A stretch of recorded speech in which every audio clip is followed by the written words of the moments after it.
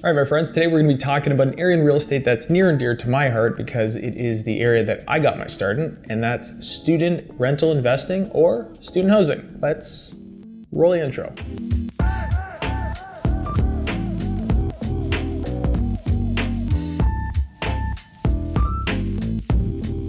All right, I know what you're thinking. Student housing is scary. That's what I thought when I first started too, and it can be. No, listen, there is that connotation when it comes to student housing that it is just a dangerous and high-risk game where you have students trashing the place. If you're not careful, that can be true. But the reality is student housing is a bona fide area in real estate, and there's companies that have built their business models around student housing. And some of the unique aspects of student housing is really what I want to get into today. So I'm going to talk about some of the benefits of student housing and how some of the returns you can get are even better comparatively to other areas in residential and commercial real estate. So number one, despite tuition increasing in the United States and Canada and other areas in Europe, there still seems to be a great demand for undergraduate and graduate degrees. So even though those tuition prices are rising, we see student enrollment continue to increase, and some of it in certain states and certain countries is actually record-breaking. I believe in the UK, 2018 and 2019 were record-breaking application years for undergraduates. So we're still seeing a huge demand, and as you know with real estate, when it comes to demographics, that's a huge component of how you're going to look at your longer term outlooks. And as we know with other areas of real estate, job growth, demographics, in this case when it comes to student housing, that's really your proxy, your application and continued application for growth in a certain area or around a certain university. Number two is universities just can't keep up with the demand.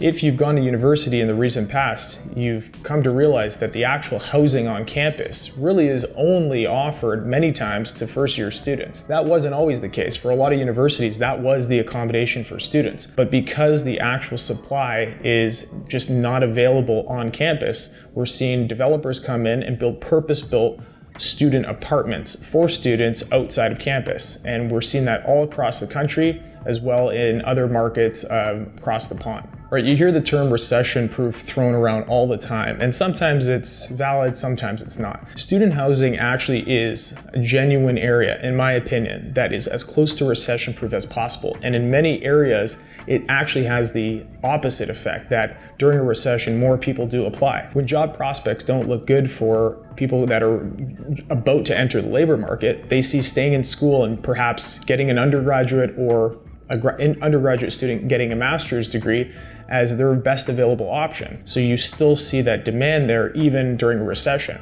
When I first started investing, it was 07, 08, and that was all student housing. We really saw no dip in vacancy in the student markets that we were in, despite dips in vacancy in the market abroad. One nice thing here is that you usually don't have 100% loss of income. And what I mean by that is when you have, for example, a single family house rented out to one family, if that family leaves, you're now down at zero income, 0% to 100%. That's a big swing. With student housing, for instance, the first property I bought had 5 students. They were each paying something like $500 or $550.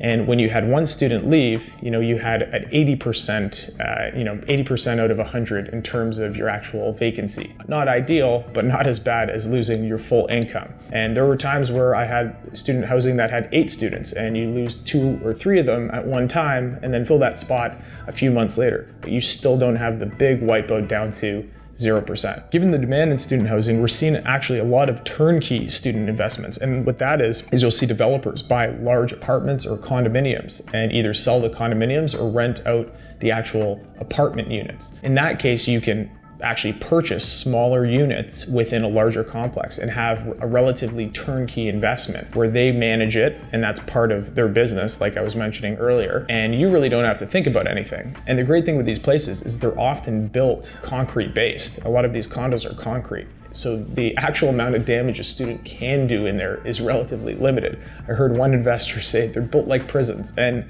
the funny part is they are. So if I told you there was a guaranteed investment, you'd probably think I'm crazy. But student rentals are actually one of the closest things you do get to guaranteed income. I can't remember how many times I'd have parents actually sign guarantees for their students. It's not uncommon in student areas. And the reality is, I have actually, in my student rentals, have seen less delinquency than any other area in real estate. And I think the reality is when somebody's going to school, they're going to school for a purpose. And a lot of times it's the parents that are paying. Not all the time, but I find when the students are the ones actually paying, they're even more prone to make sure that that rent payment goes in on the first of the month. Now there's another one here for any of the states that have rent control. And rent control, I mean a specific time where you can't actually raise rent until you have a new tenant in. Now that can be such a pain if you have long-term tenants that are paying such a low amount where you can never mark to market, as they would say. With student rental investing, what's great is that you will have a new crop of students every 2, 3 years, 4 years,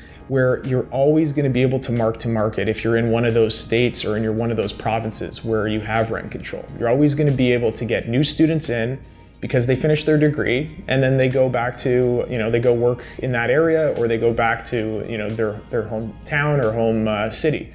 So that's another great aspect that I feel a lot of people that are in rent control areas don't see and don't realize, and they should, and it's a great benefit. So what I'll say in summary when it comes to student rentals, they are a great investment and sometimes you can get some of the best returns with this area. Now you should be careful. There is, like any investment, risk associated with it, but it's all about in our business trying to find where that risk is and being able to contain it.